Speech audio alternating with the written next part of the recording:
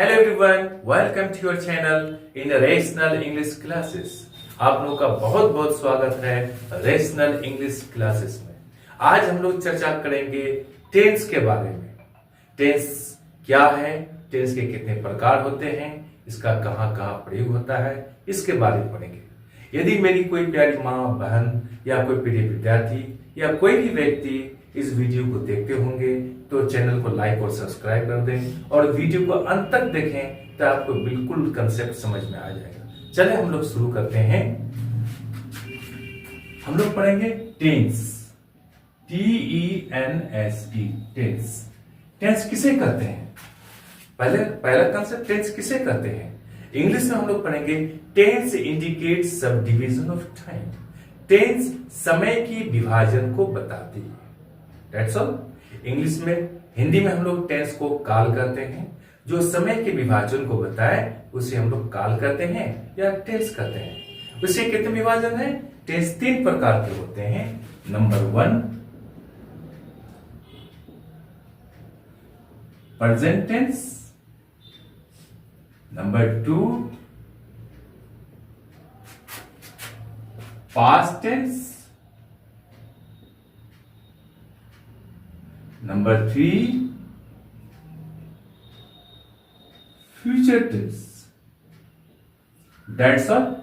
Present tense वर्तमान काल, past tense भूतकाल जो बीत गया है, फ्यूचर टेंस भविष्य काल जो आने वाला है।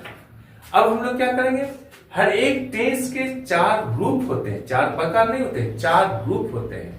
उदाहरण के लिए हम लोग क्या करेंगे, प्रेजेंट टेंस को लेते हैं। इसके 4 रूप कौन कौन सा है? नंबर 1 में पढ़ेंगे हम लोग प्रेजेंट इंडेफिनिट टेंस या सिंपल प्रेजेंट टेंस। नंबर 2 में पढ़ेंगे प्रेजेंट इम्परफेक्ट टेंस या प्रेजेंट कंटिन्यूअस टेंस या फिर प्रेजेंट प्रोग्रेसिव टेंस। नंबर 3 में पढ़ेंगे प्रेजेंट परफेक्ट टेंस। नंबर 4 में पढ़ेंगे present perfect continuous tense. That's all. हम लोग थोड़ा सा चर्चा कर लेते हैं। यहां हम लोग बोलते हैं TENSE, टेंस। अगर हम लोग यहां पर डी जोड़ देते हैं, इसका उच्चारण होगा टेंस्ड, टेंस्ड। उसका अर्थ होता है तनावपूर्ण। उदाहरण के लिए 2 समूह में, 2 ग्रुप में मारपीट हो गई, पुलिस आई, दोनों को कंट्रोल किया। तो रिपोर्ट में कहता है क्या कि the situation is tensed but under control. स्थिति तनावपूर्ण है किंतु नियंत्रण में है। एक अर्थ हो गया यहाँ पर टेंस का तनावपूर्ण। दूसरा हम लोग बोलते हैं TENSION, टेंशन। टेंशन का अर्थ होता है तनाव। हम लोग बोलते हैं आम बोलचाल की भाषा में, आज मुझे बहुत टेंशन है। इसका अर्थ क्या होता है? आज मुझे बहुत तनाव है। That's all. अब हम लोग बारी बारी से पढ़ते हैं। प्रेजेंट टेंस का 4 रूप होता है। पहला रूप होता है प्रेजेंट इंडेफिनिट टेंस या फिर सिंपल प्रेजेंट टेंस। दूसरा बोले हम लोग प्रेजेंट कंटिन्यूअस टेंस या प्रेजेंट इम्परफेक्ट टेंस या प्रेजेंट प्रोग्रेसिव टेंस। तीसरा हम लोग पढ़े प्रेजेंट परफेक्ट टेंस। चौथा हम लोग पढ़े प्रेजेंट परफेक्ट कंटिन्यूअस टेंस। पहला हम लोग टच करते हैं प्रेजेंट इंडेफिनिट टेंस।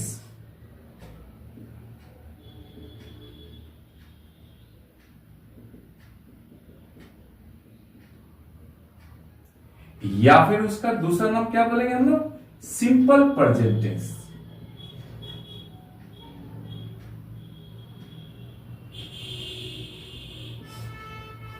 अब कोई पूछे आपको कि what is present indefinite tense, तो हम लोग क्या जवाब देंगे इंग्लिश में? The action which is done in present time in ordinary manner और simply is called present indefinite tense और सिंपल प्रेजेंट टेंस। हिंदी में हम लोग बोलेंगे यदि कोई काम वर्तमान काल में मामूली तौर पर या फिर साधारण रूप से किया जाए उसे प्रेजेंट इंडेफिनिट टेंस या सिंपल प्रेजेंट टेंस का सेंटेंस कहेंगे।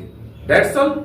अब हम लोग पढ़ेंगे क्या उसका पहचान होता है, कैसे हम समझेंगे कि ये प्रेजेंट इंडेफिनिट टेंस का सेंटेंस है, जुमला है, वाक्य है। याद रहे, जिस हिंदी सेंटेंस के अंत में ता है, ते है, ती है, हो, उसे प्रेजेंट इंडेफिनिट टेंस या फिर सिंपल प्रेजेंट टेंस का वाक्य कहेंगे। एग्जाम्पल के लिए हम लोग लेते हैं ता है वह जाता है, वह पढ़ता है, गीता गाती है, हम लोग लिखते हैं। या सभी हिंदी सेंटेंस के अंत में ता है, ते है, ती है। इसलिए इसको हम लोग क्या कहेंगे? सिंपल प्रेजेंट टेंस या प्रेजेंट इंडेफिनिट टेंस का सेंटेंस कहेंगे। That's all. इसके कुछ नियम है। नियम रूल क्या है? सब्जेक्ट प्लस वर्ब 1 या फिर वर्ब 5। That's all. कुछ लोग बोलते हैं कि सब्जेक्ट प्लस वर्ब 1 या वर्ब 5 प्लस ऑब्जेक्ट। उदाहरण के लिए subject plus verb 1 verb 5 plus object लिखते हैं। ये प्रयोग थोड़ा सा अटपटा लगता है, इसलिए लगता है कि आप लोग क्लियर हो जाइएगा कि ही राइट्स ए लेटर। आप अगर कहिएगा कि इसका रूल सब्जेक्ट प्लस वर्ब 1 या वर्ब 5 है, तो लोग आपको क्वेश्चन करेंगे। क्या करेंगे? कि अगर बोलते हैं ही राइट्स, तो वहां से आपको पूछेगा कि वो क्या लिखता है, क्या लिखता है। तो आप नहीं जानते हैं, तो आप बोलिएगा हाँ बात सही है, क्या लिखते हैं, उसका उत्तर आएगा।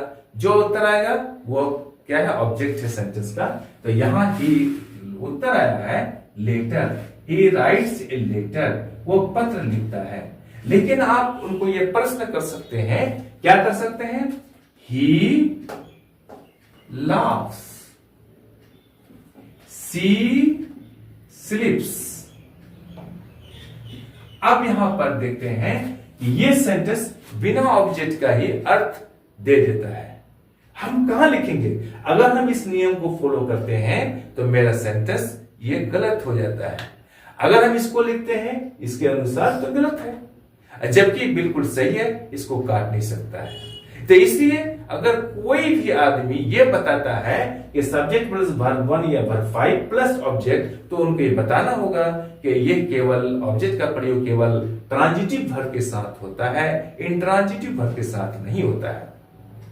यहां पर लाफ तथा स्लीप इंट्रांजिटिव वर्ब है, ये बिना ऑब्जेक्ट का ही अर्थ पूर्ण रूप से दे देता है। That's all. तो हम लोग इसका एग्जांपल लेते हैं। ही इट्स, वह खाता है। ही या सब्जेक्ट हो गया, इट्स या वर्ब 5 हो गया। आई इट, मैं खाता हूं। आई या सब्जेक्ट हो गया, इट या वर्ब 1 हो गया। That's all. अब ये प्रश्न उठता है, क्या प्रश्न होता है? मान लिया हम लोग लिखते हैं यहां पर सिंगुलर, एक वचन, प्लूरल बहुवचन।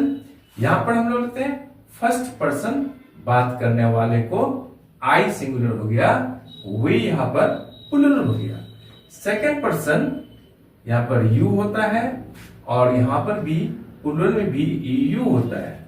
थर्ड पर्सन यहां पर ही, सी, इट, एनी नेम, यानी किसी भी व्यक्ति का नाम। उदाहरण के लिए राम, सीता, या फिर बॉय, गर्ल, ये सारा ही से लेकर के गर्ल तक ये क्या है? थर्ड पर्सन सिंगुलर नंबर है। और यहां पर दे।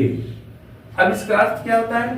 आई का माने मैं, यू का अर्थ होता है आप या तुम, ही माने वह पुल्लिंग के पुरुष के लिए होता है, सी माने वह स्त्री के लिए होता है, इट माने निर्जीव के लिए होता है। इसका अर्थ होता है यह, Ram, Sita, boy, girl.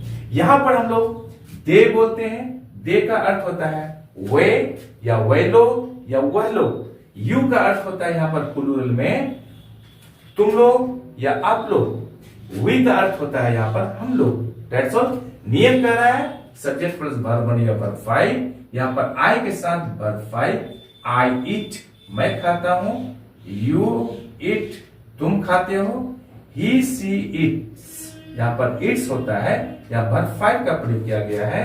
We के साथ क्या होता है? वी ईट, हम लोग खाते हैं। यू ईट, तुम लोग खाते हो या आप लोग खाते हैं।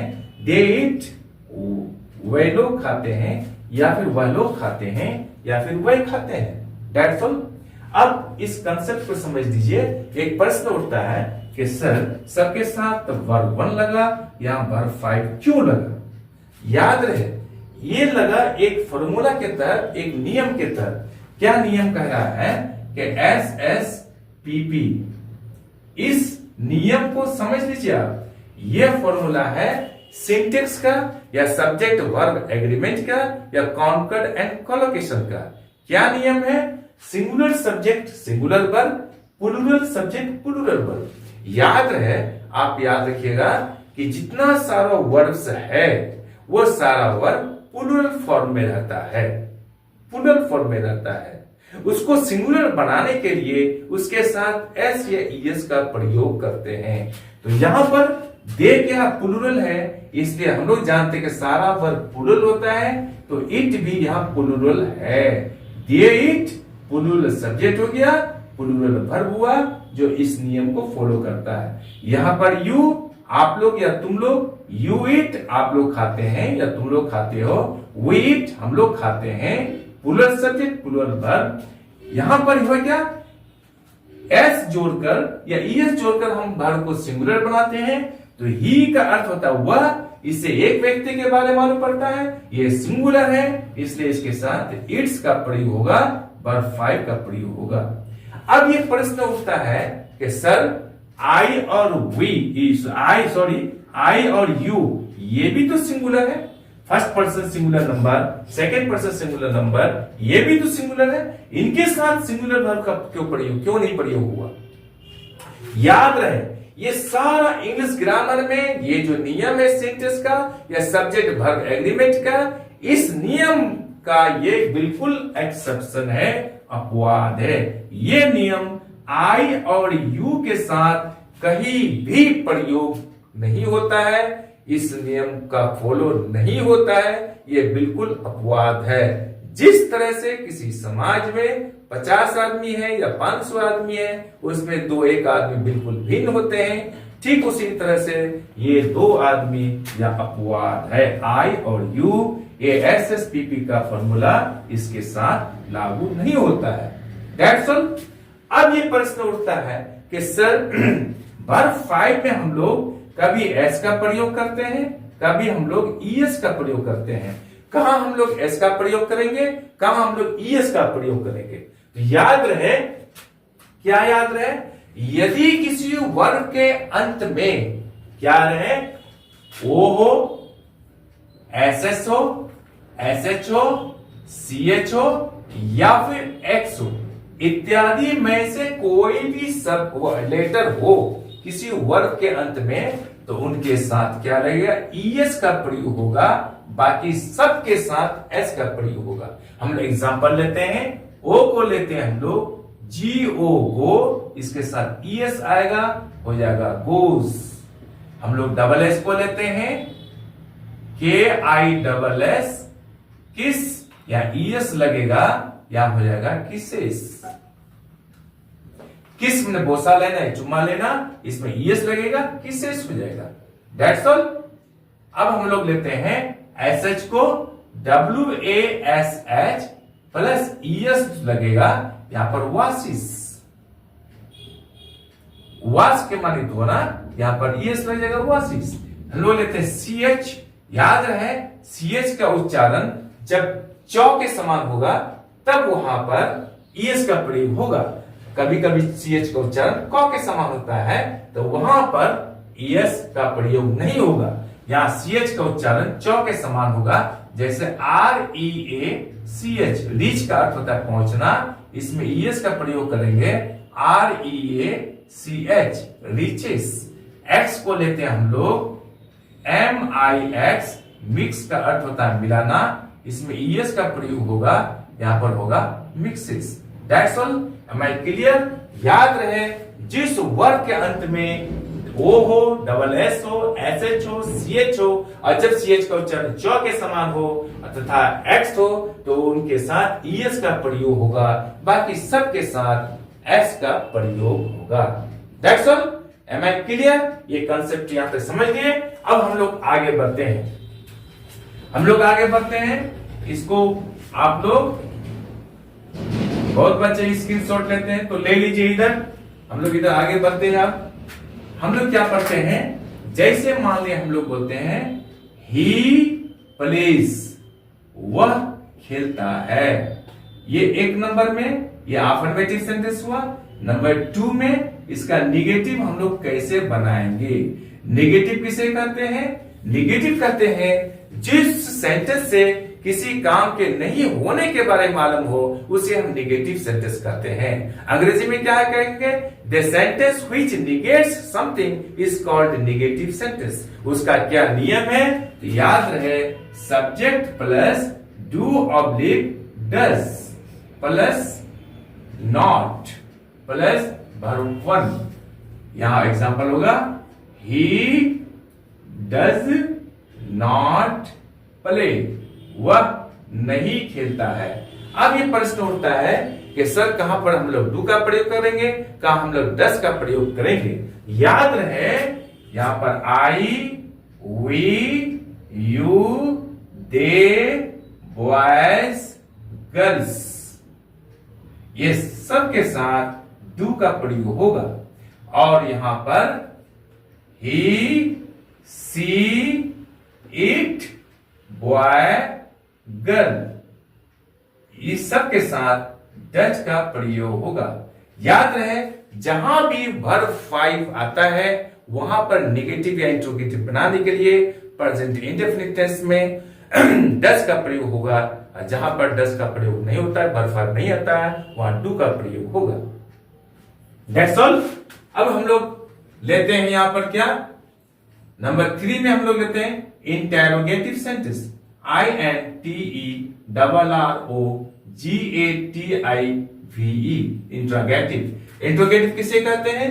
जिससे प्रश्न पूछा जाए उसे इंटेरोगेटिव सेंटेंस कहते हैं। इंग्लिश में पढ़ेंगे the sentence which ask something, which demands something, which inquires something, which questions something, which interrogates something is called interrogative sentence. जिससे प्रश्न पूछा जाए उसे इंट्रोगेटिव सेंटेंस कहते हैं। उदाहरण के लिए एग्जांपल लेते हैं, do oblique does plus subject plus verb 1, अंत में हम लोग प्रश्नवाचक चिन्ह दे देंगे। डू यू प्ले, क्या तुम खेलते हो? Does he play,